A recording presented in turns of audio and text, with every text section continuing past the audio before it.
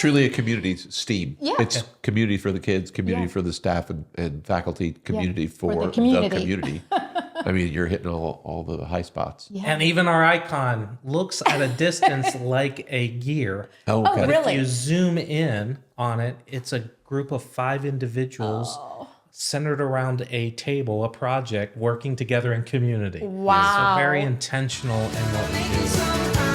Past the fire, past the sounds.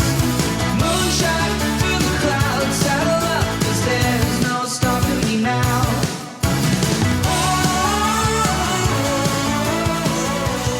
Here we Hey, are. welcome. Yeah, another exciting episode. Living well together, big life in a small town. Tiny little town of Who ours. do we have as our Well, guest today, we're babe? fortunate today. We're kind of upping our game a little bit in the education realm. No more of these hobos with street traffic and, sideshow freaks. We've got somebody from the actual world of education. Dr. Jeremy Ervin is with us today. He's the founder, the creator of, and what's your official title? Chief Administrative Officer. At the STEAM Academy, Community STEAM Academy in Xenia. Correct. Yeah. Yeah. And everybody amazing. knows what STEM is. Right. By the time we're done today, we're going to know more about what STEAM is. Yeah. And the whys, wherefores, advantages, benefits of Yeah, educating your kids in a STEAM environment. absolutely. How'd you get, tell my hometown. Where's your hometown? Warren, Ohio, Northeast Ohio. So born in Youngstown and kind of raised in Warren, Ohio. Okay. And you migrated down here because, Well, transitioned prior to coming to Southwest Ohio. I was in Atlantic City area at Richard Stockton University there, and I was a department chair of the Math and Science Department of Education there, and then had the opportunity to come to Southwest Ohio to be a dean of a college. So that's where I transitioned, and then wow. had the opportunity to start the school. Amazing. now one of the other things that our viewers and listeners will know is that we've also had Dr. Ervin's daughter on the show before. Generational now. So yes, Yeah. we're in the second generation. Well, we're starting originally, and she was the second generation. And so when you do you want to talk about the school that you came to as a dean? Sure. I mean, it was Cedarville University. I Okay. came as the inaugural dean of the School of Education there. Yeah. Came in to work with bringing in, the training for students, kind of bringing a new generation of student teacher candidates into the schools, looking for ways to increase the pedagogical approach. That's always been my passion, is student learning. So anything that I have an ability to impact more and more students to have good education, that's what I look to do. I love that. So what was the thing that made you know that you wanted to start the STEAM Academy? Mainly is all the experiences that I had in Atlantic City, all through the Jersey Shore. I had a lot of ability to integrate STEM curriculum into the schools. And at the time, we were trying to increase the population of females, high poverty, Blacks, and Hispanics, as they were underrepresented groups in the STEM. And the research seemed to say that bringing in the arts, humanities, was a big part of it. So I started doing some research in that and integrating some of the arts and doing some projects where some of the students were learning through STEM projects and other in STEAM. And as I was doing that, the academies, how the high schools were set up and middle schools were set up, was uniquely allowing teams of teachers to work together to teach with the same types of students. Wow. So it became very multidisciplinary. And so it became very student-centered project design thinking mentality and embedding that curriculum. And so that was like almost 20 some years ago that I was doing that. And then I transitioned to Southwest Ohio. And as I was looking for placements for my teacher candidates to find some of those student-centered approaches, we were limited in some of the options. And so as I was able to find a few schools that were really integrating it holistically, whether it was Yellow Springs School District or Global Impact STEM Academy or Dayton Regional STEM School. And I noticed the two STEM schools specifically, what made them different, and found out that there's an independent public school a STEM designation that you can get through the state of Ohio. And so they encouraged me to consider looking at bringing that in, because STEM has been really my passion. I'm a high school math science teacher, 7th through 12th grade. And so I've been doing projects now called STEM for so long that it's just part of my instructional models. So that was why I had the opportunity to look for adding other options within the public school system. Because you saw a need. Yeah. Yeah. Well, and for just to kind of simplify Are you a going to little go back bit, to STEM and STEAM? yeah, I Yes. want to talk about, for some people may not know what a STEM And is. I would like some clarification. Yeah. Sure. So STEM is, the letters are an acronym: science, technology, engineering, and math. It's not just because you teach math, it's STEM. Right. The key is that you're integrating all of the content areas together. They become very synergistic. Okay. So that you use the context, the theme of science, and the knowledge that you are applying that's the technology. And the design aspect is the engineering, and the math becomes a language that makes sense of that. And so when you start doing projects in which it's either problem or project based, in which you come up with some type of solution or improvement or some type of response to the essential question that is there, it becomes holistic in nature. And so you're looking at multiple disciplines to make sense of it. And therefore, it increases critical thinking, it increases problem solving, it increases the rigor of any of the one subjects by himself. So that's the key to STEM and why STEM has become such an important part of what we need for our workforce today. Absolutely. How do we determine who fits there better than just say their traditional going to public school education? Well, How do we know? can we first talk about what STEAM is then? We're going to add an A to STEM. All right. Is it art? Okay, that's So it is okay. art, humanities, Okay. truly, the idea of humanities. So one of the things that I typically give an analogy. STEM is, you have two cities separated by a body of water and you need to get transportation across. And so you design and build a bridge. Okay. When you add the arts, the humanities, you study the culture groups, you look at the people, the populations, you look at how the economy changes, you consider how you could potentially create a destination and what becomes the backing and the purpose of building a bridge to connect these two cities. And so you could just do a cement bridge that is blah and it's functional and it carries all the traffic you need to get from San Francisco to Oakland. But if you make the Golden Gate Bridge, it becomes a feat of engineering feat. It becomes an icon. It becomes a destination. It becomes an impact to both of those cities. And that's how the art really increases the rigor of the STEM, but it also creates a story, a context, a reason for doing it beyond, I just need to connect two cities. Right. And so every Performance, time, function, Combines flair. form, function, there you and go. flair. I like that. 3 Fs. Yeah. But truly, that is the benefit of the arts is the story. And that's why we found that those populations that are underrepresented typically in the STEM fields were so fascinated about it because it doesn't have to be the logical mindset anymore, but it can become the creative and the purposeful. Like, I'm doing this because these people groups need this. Okay. And so for us at the Community STEAM Academy, we do holistic projects that are related to the community, hence the word community, not only in the name, but really it's our identity. Right. So we'll work with looking at, Stamp Out Hunger is a project that's a year-long project. We look at food insecurities across the region. We found that on the east side of Xenia, there is a food insecure region. And so we started doing projects with the Fish Pantry, which is a food pantry that helps provide fresh produce throughout the year to those underserved populations and increase their capacity to get good food. And now our students are looking at and interested in doing hydroponics as a way of alternative forms of growth, Right. so that we can grow produce even during the winter and we don't need tons of land because traditional gardening basically going to need a greenhouse to do it over the winter. So now they're looking at cause and effect. They're looking at the economies. They're looking at the sustainability.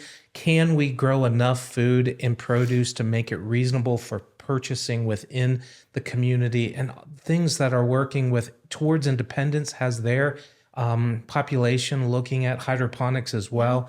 So now they're even starting to consider, because of Central State has an aquaponics system. Right. So now our students are thinking, well, maybe we can even do some fish with it. I was going to say that incorporates aquatic life. Correct. Yes. So all of these things are, again, interdisciplinary, because now they have to understand economy, but they also have to do communications and understanding the needs. So there's a lot of history there. There's a lot of understanding the social component, but also then the science of the produce and everything and the needs. I mean, it's just, so it becomes a great way. Overlaps. Right. Every single thing overlaps.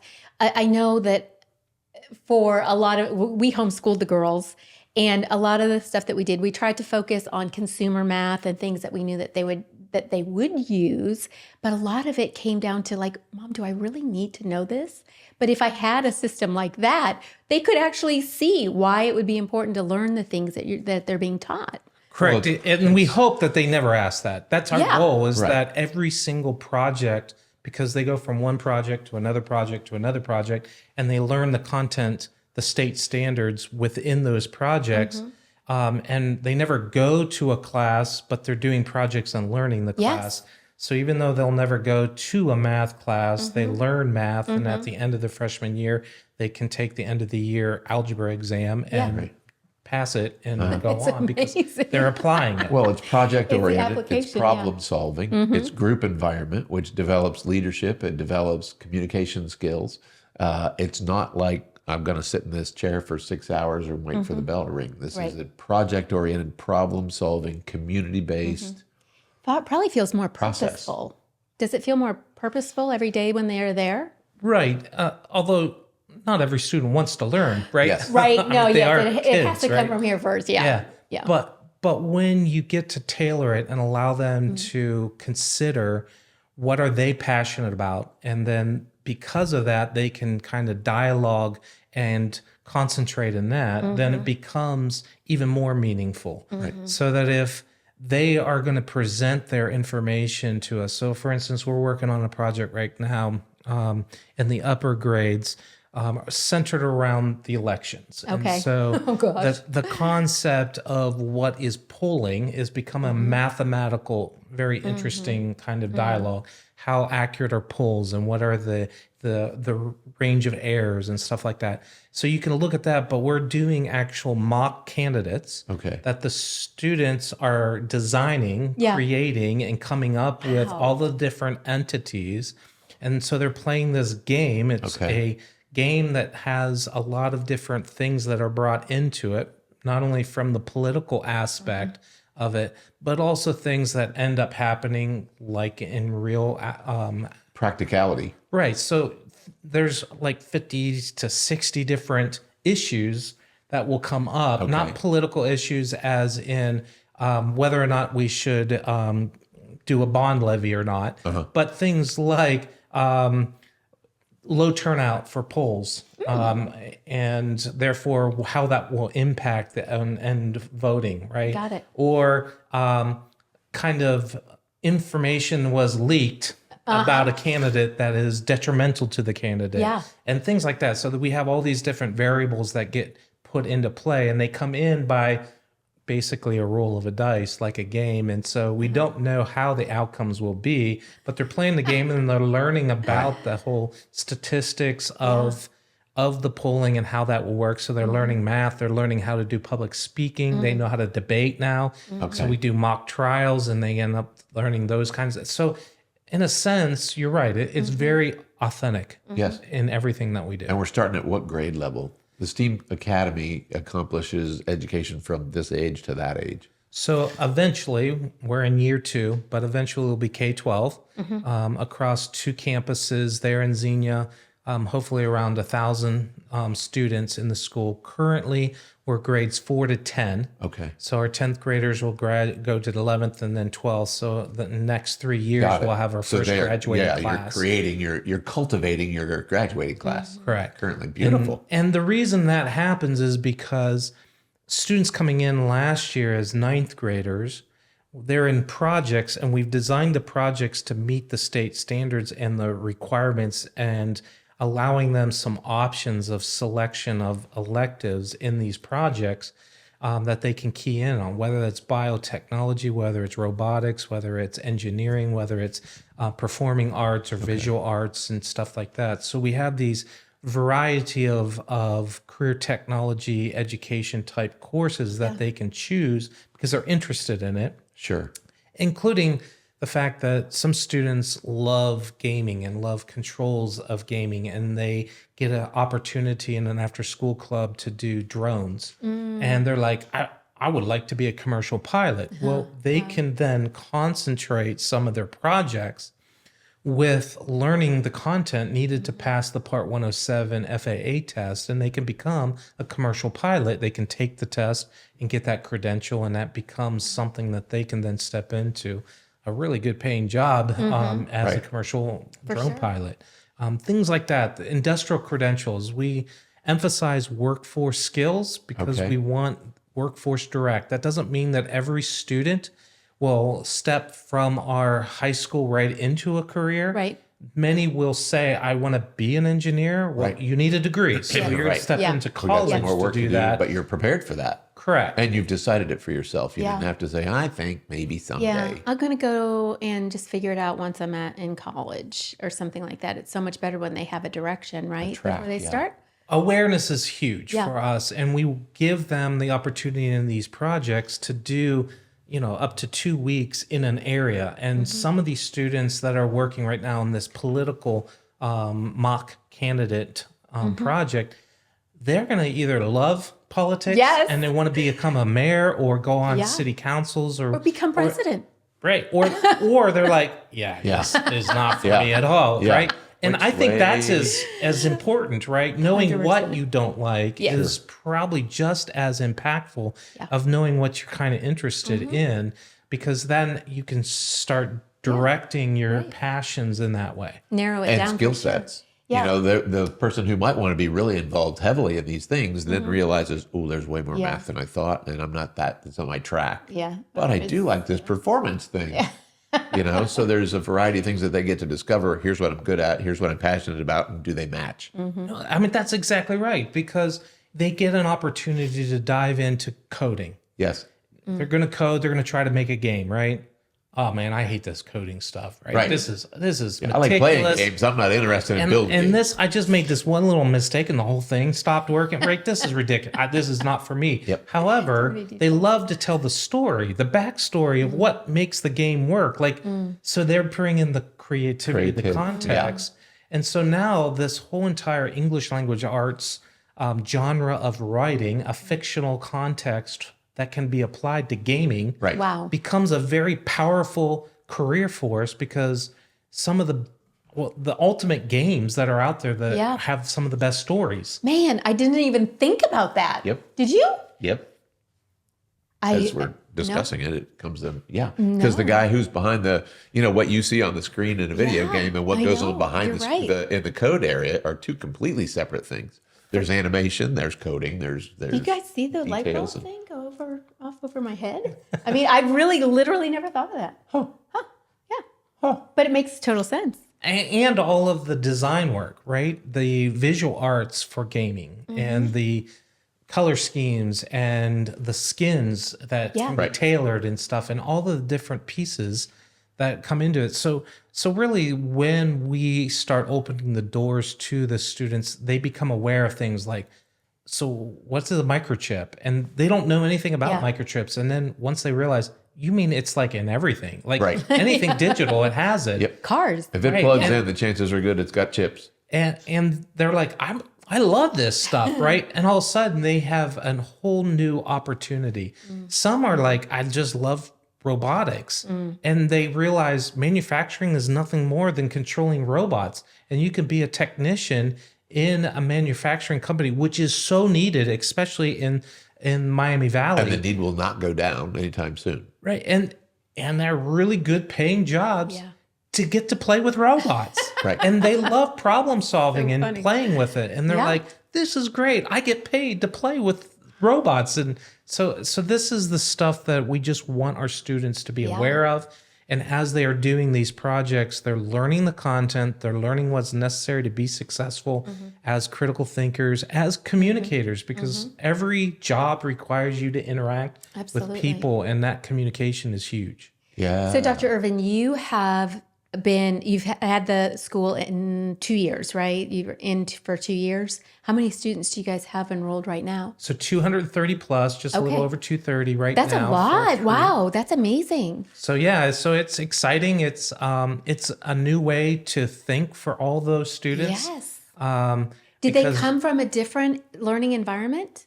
Like where? So everywhere. traditional public schools is the Okay. majority of them. Then how did they find you? So most of them found us either through social media or going to our website, communitysteam.com. Okay. We do have word of mouth is a lot of it. We have had some radio broadcasts. We've had some newspaper articles. We've had some bulletin boards that are posted and things like that. Okay. But Yeah. really, it's mostly word of mouth Okay. of people hearing about it and telling each other. And because it's a public school, it's tuition free. Okay. And anyone in the state of Ohio can come. That's amazing. So how does that work? You're independent, right? But you're still a public school, so it's Correct. tuition free. Correct. And so how do you make that happen? So there, So, because I'm reading through these notes and I'm like, this sounds magical. What is going on? Like, this would be a school that I wish that I could have gone to. and I would say it's not magical. Okay. There is instructional formula funding that is Okay. used by the state of Ohio for Instructional students. formula funding. Okay. Right. So, for instance, if you live in one traditional school district Mm-hmm. and you want to go to another traditional school district, they have a thing called open enrollment. Okay. And Yep. that other school allows you to apply to enroll. Okay. And if you're accepted, then you can actually go to that other school, Hmm. even though you don't live in that district. Mm-hmm. And the funding that goes stays with that student is Got instructional it. formula funding. Okay. And that is true whether And it they moves choose. with the child not staying in the district they live. Correct. So whether it's with a student going to another traditional public school or they choose to come to Community STEAM Academy, Yep. it's the same funding that is there. Now, traditional public schools also have more funding beyond what we get. So Yeah. we do fundraise, we do Okay. look for grants, we need opportunities to be able to pay the bills, Yeah. have rent, have the equipment, things like that. So we still seek funding Okay. to help enhance the educational experience for our students. And the more we add the upper end technology, it costs a lot. So we're looking for donations and grants. So I would be amiss to not go to our Absolutely. school. Yes. I will put a yeah. link in the episode so sure, they'll have yeah. access to that. So yeah. I would also say, just on a hunch, I bet the lockdown situation with the pandemic was actually to your advantage. How so? Well, because kids were out of school for a while, Okay. and then parents had to figure out what to do about it. Mm-hmm. And then they decided there were changes that they probably needed to make. Some people understood that Yeah. their kid was either fitting or not fitting. And then looking for alternatives. I know personally, we know people who were looking for alternatives once they had that break. Yeah. Like, can we like still broke the- homeschool, or do we have an alternative, or is there group learning in another setting? Right. So you guys, as weird as this sounds, and I know you've been cooking this thing for years. This is not fresh off. I mean, it's 2 years old, but I know it was 10 years in the making. Right. And but I bet in some way that the situation with the pandemic was to your advantage because people were seeking another way. And there is a greater divide now because of the pandemic. There is a bigger distance and gap between certain populations of students. And I do think that as students went back into the typical classroom, the classrooms look different. And So being free at Yeah. home in interacting typically digitally, Right. and being able to sit however they want on the couch Mm-hmm. to interact. And literally, I mean, I helped, I was observing student teachers as they were teaching, Yeah. and students were literally climbing all over the couch upside down and stuff, participating in class. And you can just see that the dynamic movement of students is such an important part. Right. But yet most traditional schools will Don't say, allow it. sit down, be quiet, Wait for don't the move. bell. Right. Right. And we don't. So require you that. allow them to just kind of move if they need to move. Correct. We have Yeah. a lot of flexible furniture. Okay. Stuff, desks that will rise up so they can stand up Yep. if they want to, or wobble chairs that they could be at a desk height, Yeah. cocktail table height, or they could sit on the floor Yeah. if they want, or lay on the floor and stuff. Because we know that students, especially any type of movement, can help the brain concentrate. It releases endorphins that are positive So true. for learning. And we know that as adults. I don't know how many people talk, if they talk on the cell phones these days, but when they do talk on the cell phone, they're moving. Walking. They're not sitting still Yeah. Right. because it actually helps them concentrate and to focus. And so our students have the ability to wiggle and move. Now, not at the detriment of somebody else. They can't be, in Disruptive. play. Right. And so we talk a lot about professional courtesies. Yes. Yes. And making sure that you understand others may not want to hear your music as you're concentrating. They need it silent. So keep it down, quiet, let's not move. Right. So the distractions become less and less. And we hope that that becomes part of the community, right? That I understand how I learn. I understand other people learn differently, and I need to help them along that process. Perfect. I Perfect. love that. How'd you find your teachers? Because again, you're accumulating all this stuff during a very difficult cultural situation. Again, word of mouth, a lot of which I've trained some as my past dean and professor, and I've had people be part of professional developments that I've had. They are like, I love this kind of project-based, student-centered instruction. I want to be part of it. And then when they hear that I started a school, then so a lot of it is just they are looking for a way to be professional. Okay. And we have freed them up to do these projects that are linked with the community needs. And we're not linked to a textbook that forces them in a box. Okay. And we say, here are your standards that you have to teach. Yeah. Here is the knowledge of what you know about your current students. Here are the partnerships that we have put into place to build community focus, like I mentioned, Fish Pantry or whatever the community needs are that are across, whether it's Wright Brothers Institute and we're working with them, and the Air Force Research Lab and doing things on Artemis projects that are real world authentic projects. Yeah. And our students are coding and using Blender to generate objects to put into Unreal Engine and actually simulate lunar rescues from the Artemis project that will happen, in the next few years, and actually provide the coding to NASA. Yeah. Things like that is just, these are the types of connections that we've built, and the teachers then take them and link our standards to them to make sense of knowledge of our state requirements. Got it. And so you guys are partnered with Wright Brothers Institute and Quest Dance and Cheer. Correct. And then did you have a third one that you said that We you have were a involved with? whole You bunch have of a whole different bunch of them. ones. Right. How do other businesses get involved with you? Like, So the how are first, they partnered? first and foremost, go to our website. Okay. All right. We'll definitely make sure we have a link. Okay. .com. So once they're there, then there's lots of things they can click on to fill out that they are interested in being a partner. They could either be something from an advisory, giving us insight.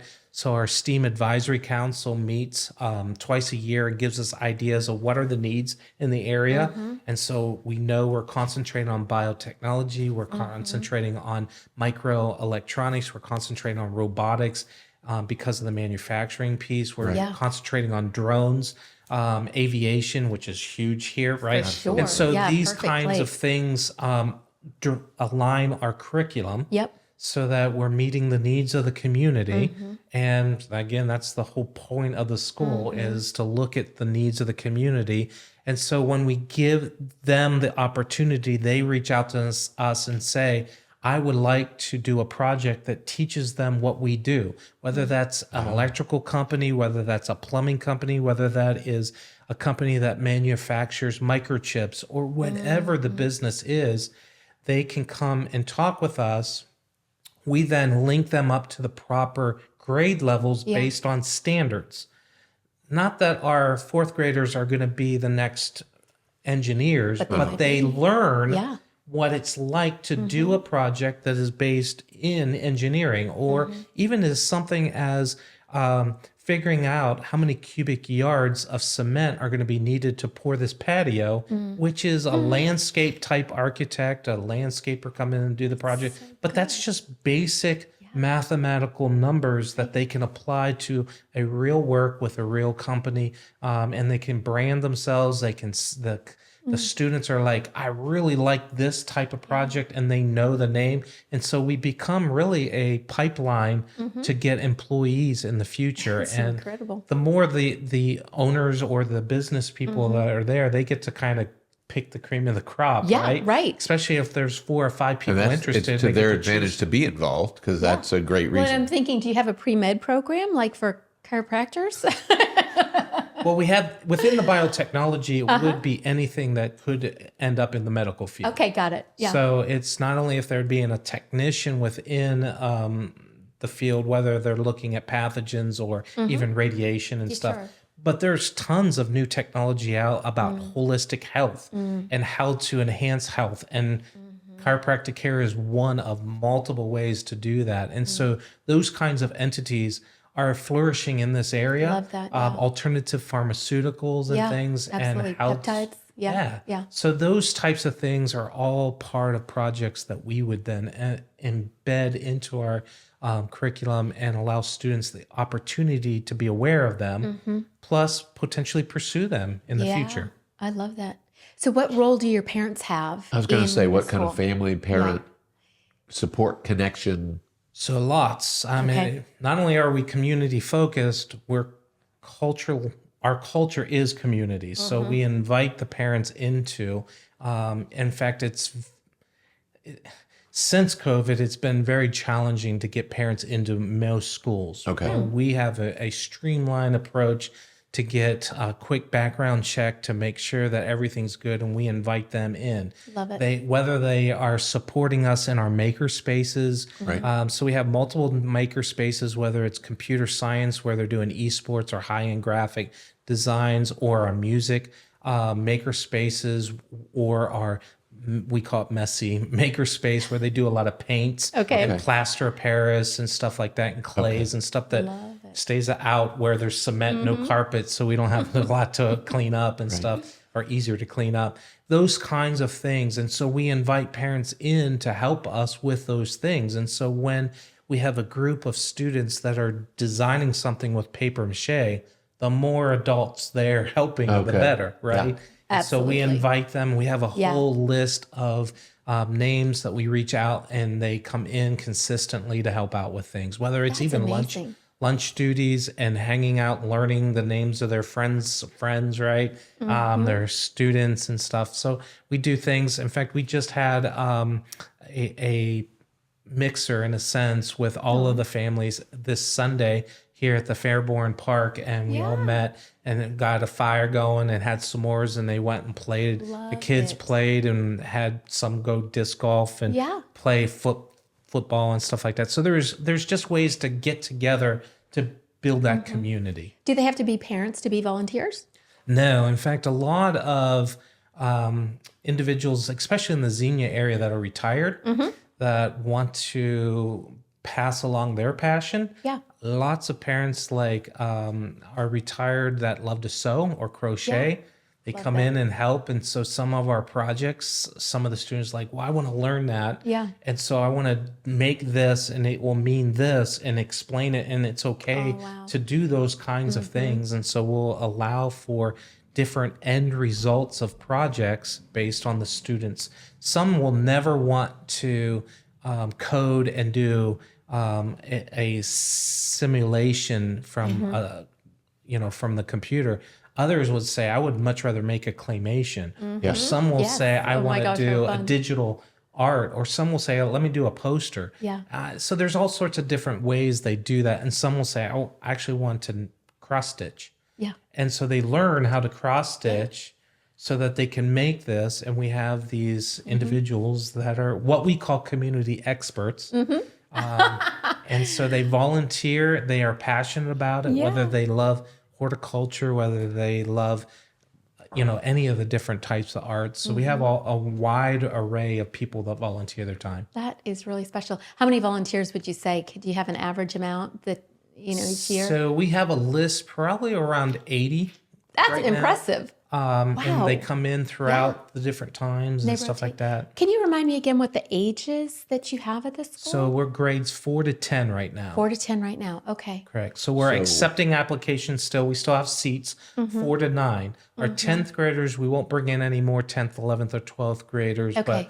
Because Because they're gonna work through and that. it's So hard. it's Our established. projects are very challenging to get. they go all year high to year? school. No, so we go a typical school Okay. year. So very traditional in that regard. Okay. Bus transportation is our limiting. So our calendar is really like a typical school year. But But you it's are just- on the bus route? Yes. Public buses.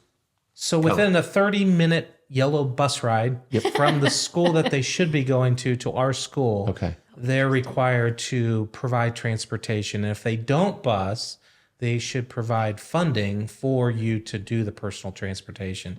But we do have about, I think it's 8 school districts right now that bus to us. Okay. But the high school graduation requirements are, we have to make sure we get these things in. Yes. We're embedding them in projects. Yes. So a project that a high school student will be doing will include things like foreign language, will include arts, physical education, will require all of your history or science or math. I should say. Okay. And so this one project hits all these requirements is so and impressive. accumulate the credits that Yeah. you need in order to graduate. So because we have a very specific way of doing projects to make sure they have hit everything they need to graduate, that's why we don't accept past ninth grade. And so, It seems like you would have to be very, like it's a whole nother way of thinking about this curriculum, because whoever's setting up these projects and thinking about how they have to hit everything, like how do they create those? so the beauty of technology there, Okay, right? all right, yeah. Because we have a list of Yeah. all the standards. We have these projects. We know which one's being assessed through a mastery level assessments, and then we could make sure that we're hitting, in a sense. Some teachers call it covering. Right. We don't like to cover. We like to uncover. Yeah. And we like them to really learn. Discover, content. yes. Yeah. And so that's how we can make that happen. It just sounds very complex, and to be thinking along all, and I'm sure after, just like with anything else, if you do it enough times, it's just second nature for you guys, but it just sounds very complex to somebody like me that's never heard of it before. And so the content experts, the teachers, Yes. can see their content across a lot of different things. Yeah. So, for instance, if we are looking at Soul Arnovitz Park has the Little Miami Creek, I believe is the right name of the creek. Okay. The creek that goes through there. It's a tributary or something, and it's eroding away both a disc golf pad and a walking path. And so there becomes a need that our students can start considering. What can they do to help the city parks and rec and the Greene County Corps engineers to propose a way to control that erosion? Okay. So now they're learning about technical writing. They're learning about applications that they're going to pursue to give an offering of how they can help fix it. They're learning about erosion. They're learning about water flow and water volume. They're looking at linear functionality of how much erosion could occur over a period of time, and make simulations of what could happen in the future if it isn't under control. And all these things and entities all mixed together to allow this to take place. And if you just talk to a teacher and say, well, how can you bring in history in that. Well, a history teacher will go, well, what about the flooding in Dayton? We Right. talk about erosion Right. and how water can be a devastating factor. Well, now they can talk about the hurricanes, Yes. the impact and stuff, Right. and the Carolinas and stuff. I mean, so there's so many different ways to bring in, and a lot of people don't understand how the dam system works in Dayton area, and why is Fairborn called Fairborn? Right. Yeah. Right? Yeah, Even though it's because- Fairfield Road. What in the world, right? So that becomes a history Yeah. that is local, that impacts flooding and erosion, that could be applied to something that's very personal and applicable. I love it. But it's all the science standards and all the math and the English, and it just links all together. So creative. Yeah, the content is, the teachers are what drives that kind Sure. of project. Yeah. Yeah. What brains they must have. Well, they have fun with it. Yes. And that's the thing that keeps kids interested That's and keeps them engaged exactly. and makes them want to And make it makes happen. it good for them too. Yeah, Yeah. that's amazing. So, I mean, it sounds incredible. Do you work with other school systems to help those educators kind of take a different path, or, create a different initiative within their schools? So as part of our STEAM designation, which is at the state level, Yes. Ohio STEM Learning System, OSLN, along with Ohio Department of Education Workforce STEM Designation Committee. Okay. Lots sounds of very technical, Yeah, yes. a lot of acronyms. They have different hubs. Okay. So Dayton Regional STEM Hub, which is actually located in the Dayton Regional STEM School here in the Dayton area. We work with them to help with doing a lot of professional development for our teachers, allowing us opportunities to see what works for them, how we can apply it to us. Right. So there's a lot of networking that happens. Yes. Do STEM, which is part of the Department of Defense initiative here in Dayton area. That's another ecosystem that we can tap into to find resources. And truly, because of the Air Force Base, STEM is just through and through. So much we have options and companies that we can tap into to really help with us on our resources. Oh, I could totally see that. There's so many contractors and everything that are related to the base. Yeah. Wow. Yeah. Lots. It's a big deal. Yeah. How can people help? How can people get involved with you besides going to the website? Do you have specific roles and jobs that they could take on? Do you have some ideas of how the listeners and viewers might be able to just participate? Well, first and foremost, the easiest would be social media. Okay. Start following us on our social media, Okay. CSA-Xenia, whether it's Facebook or Instagram, etc. I love that you guys are so involved on social. Yeah, lots of different ways. And then you can just start sharing it and liking it and seeing what we're doing. Okay, that's Kind of makes the world go round. Yeah. Right. And our students are doing projects. So again, volunteering to come in and help out. It's not a typical school. So when you come in, there's a lot of movement, a lot of activity. Students are doing lots of different things. Yeah. And we always need help in that regard. And so that's another way that they can participate with us. We do after school type events, not only for our students, but also for the community. Okay. And so we have a poll on our website that you can click on and you can say there are certain needs. So one of the things that we're implementing within is things like therapy dogs and things like that has to do. Well, there's lots of people that would love to know basic dog training things. Sure. And so we offer, whether it's a dog training or female self-defense classes, because we do a lot with dynamic movement. Like you mentioned with Quest Dance Center, which is in Beaver Creek, they end up teaching all about parkour and tumbling and proper ways to fall and stuff. And so we do all sorts of different And after this is school at stuff. the school. Correct. Okay. Nice. And most of them, some can be free. Okay. Some will have a very minimal charge just to Right. cover some of the costs that will be consumed during the time, including, Sweet Boutiques, bakery and catering will do. Bridget. Yeah. Oh, I love her. Bridget will end up helping do like cookie decorations and train that. Oh We my do gosh, things that's with the amazing. arts, Yeah. and how to do spiral art and stuff. And there's just all sorts of different things. It's whatever the students truly are passionate about, and then or parents say, I would love to do this. And so we find out if there's enough people interested, and we offer it. Nice. It's just amazing. It's about community. So do you guys have visitors? Like, can people take field trips through your school or? Sure. Okay. Yeah, we do tours. Tours. Yeah. All the time, especially for prospective parents. Okay. Do they bring their kids through too, or do the parents go through first? Typically with students. Okay. Yeah. And we do have a prospective open house Okay.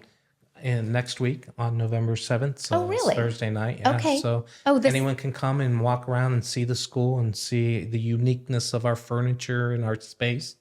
So November 7th. So this episode I'm will not sure. Will it be be out out on by the then? 7th. So that will be perfect timing. So Right.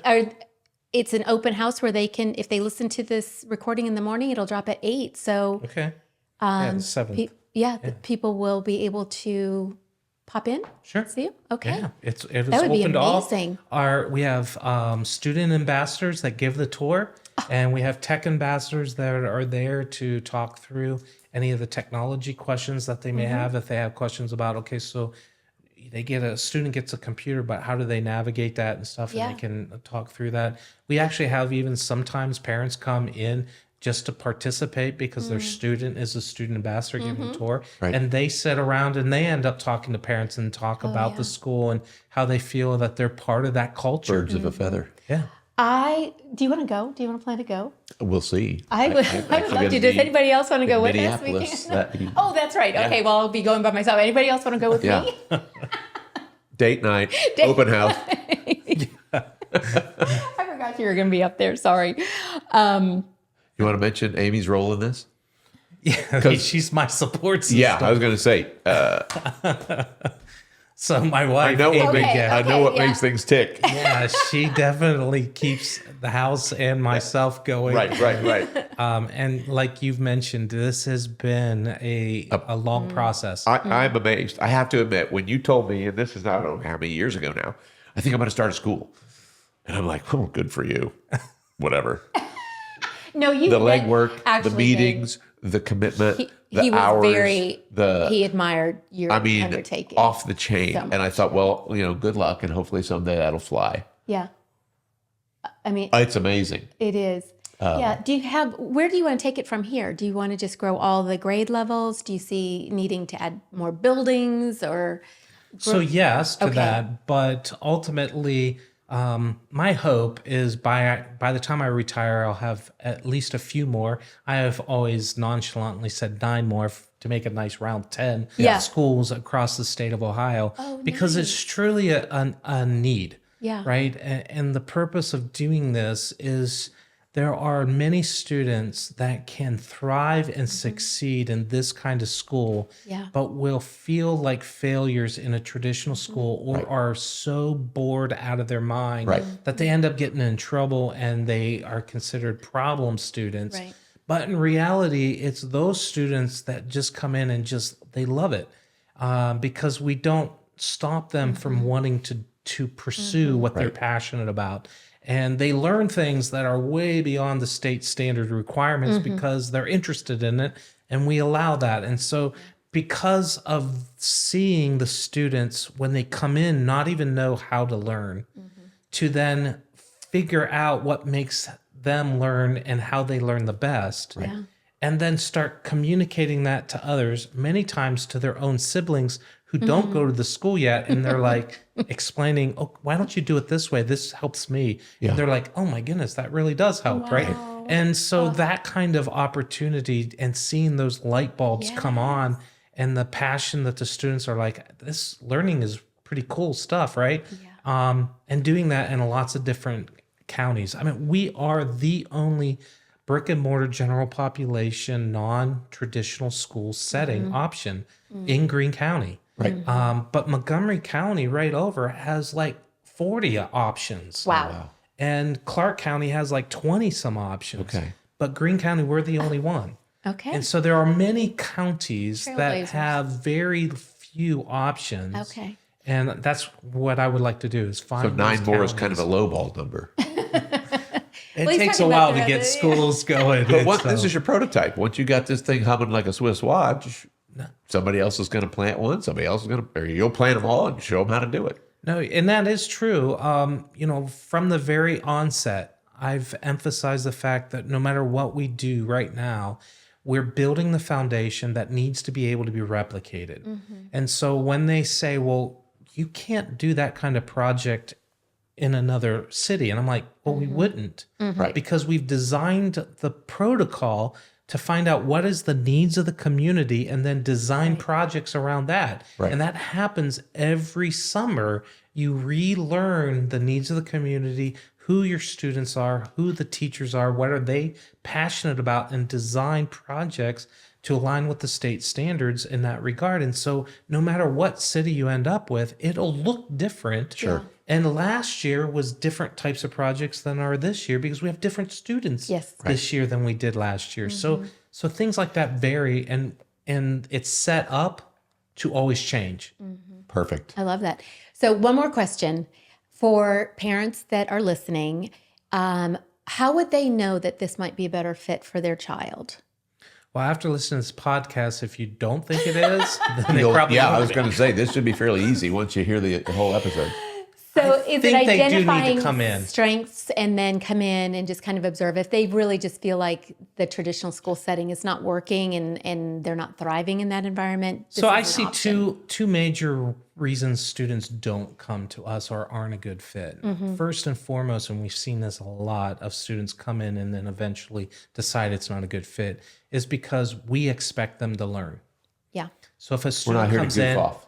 yeah, if the student comes in and thinks like I'm just gonna do my seat time and get my, my letter grade and graduate, that's not us, because they don't just take a test that they can guess on and get a C and keep getting passed along. Right. They actually have to demonstrate knowledge. They have to demonstrate they've learned. They have to do something to do that. And so they're required to be active learners. Yeah. And many students love being a passive learner. Right. And they're just kind of sit, listen, get, write it out, Wrong room. turn it in, and go through the day like that. And it becomes ritualistic to them. Right. So those students don't thrive in our school. Okay. Other students, if you don't like to collaborate with others, you struggle in our school. Right. Isolation is not a strong suit for this. Correct. And we do not back away from it because we think workforce skills requirement to be successful in the 21st century, you have to collaborate. Yeah. And so we're not going to back away from our instructional model that requires you to collaborate. I love that. But those students that like to be isolated and don't ever want to collaborate, they shouldn't come. Yeah, it's Right. maybe a struggle too. And it's important that's to good know. So that's just identifying strengths within those children's lives, and if it seems like a good fit. Perfect. Wow, I am so a excited. lot. I know. It's a I hope lot. everybody that listens enjoys it as much as I did. That was great. Yeah, really great. Anything else you want to wind it up with? Other than the fact that we have incredible teachers, our teachers, our staff, we call them teachers and coaches because coaches, like our computer science coach, goes across many learning neighborhoods. Yep. And so because of that, they're coaches. And I mean, they're incredible. Really, they are there to help students learn. They are passionate about teaching. They're passionate about helping those get it, that light bulb Yeah. effect. I love it. And they become the reason why the school is thriving. Yeah. Is because they are that where the rubber meets the road, interactions between the student and the content. And so I can't say enough about our staff. Oh, I love they that. really That's awesome. are what makes community STEAM what community is. And they all must be very dynamically connected to all of the different teachers that are there too, right? Do they all? Correct. I mean, Yeah, we they're are teams of collaborating. Yeah. teachers. So any one project, there's a team. So Yeah. there's about 7 teachers that work on one project all at the same time. Wow. And so lots of co-teaching opportunities, definitely co-planning. Yes. Right. I mean, in fact, more than co. I mean, we're talking 7 people working together or more to put the project together and then pitch it and then maybe 2 weeks later, a whole nother project's going. So it's just project after project after I'm project. so impressed. Truly a community STEAM. Yeah. It's community for the kids, community Yeah. for the staff and faculty, community for the the community. community. I mean, you're hitting all the high spots. Yeah. And even our icon looks at a distance like a gear. Oh, Oh, okay. really? If you zoom in on it, it's a group of 5 individuals centered around a table, a project, working together in community. Wow. So very intentional in what we do with the word community. Did you design it? I had it designed for me. I didn't design it. But Somebody's got to be the conductor. That's right. He's the conductor. Yes. A little baton. Good things. This We'll make was sure there's so a link. great, Dr. Ervin. This was awesome. Thank you so much for thank you joining for the us opportunity. today. Appreciate it. Gosh, yeah. So Like and share. follow, Subscribe. Follow. subscribe, follow, and Click it, definitely share it. check out the schools. Is it an academy? Yeah. Okay. Social media and follow along there too. All of it. Yeah, Every this bit of is it. great. Thanks, everybody. Big fun. See you next time. Bye.